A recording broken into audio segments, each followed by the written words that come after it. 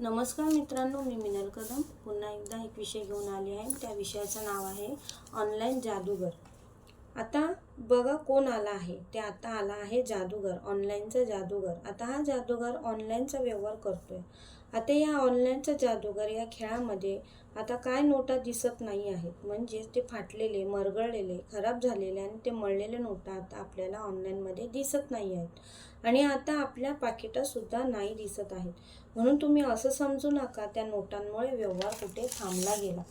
मला वाटतं आता व्यवहार आपला ऑनलाईनमध्ये होत आहे. आता खरी गंमत आहे जादूगरांची. बघा, मला वाटते जादूगरचे खेळ तुम्ही पाहिले असतीलच.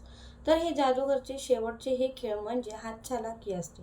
तुम्हाला माहिती असेलच. तसंच आता ऑनलाईनच्या व्यवहारात ते खेळ बघायला भेटत आहे.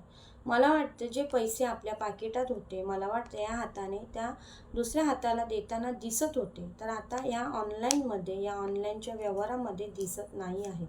तर आता ऑनलाईनचा जादूगार हे ऑनलाईन जो व्यवहार होतो आहे त्यामध्ये मागे नाही आहेत आणि ऑनलाईनचा जादूगार बघा किती हुशार आहे.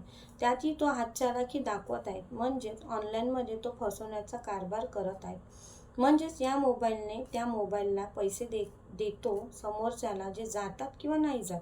हा ऑनलाईनचा जादूगार म्हणजे हातचलाखी या प्रकारे तो स्कॅम करत आहे, म्हणजेच ऑनलाईन फसवण्याचे व्यवहार चालू आहे. तर आता काय चांगलं होतं आणि काय चांगलं चालू आहे आणि काय हवं नसावं हे सांगायची गरज नाही आहे. तर सावध राहा अशा ऑनलाईनच्या जादूगारांपासून. जरी तो पेटीएम वाजला गेला आणि ऑनलाईन करता तो टिक मार्क जरी आला, तर समजू नका की आपले पैसे बँकेत पोचले गेले, असं समजूच नका. कारण असा खोटा स्कॅम वाढत चालला आहे. म्हणून सावध राहा, सावधान राहा.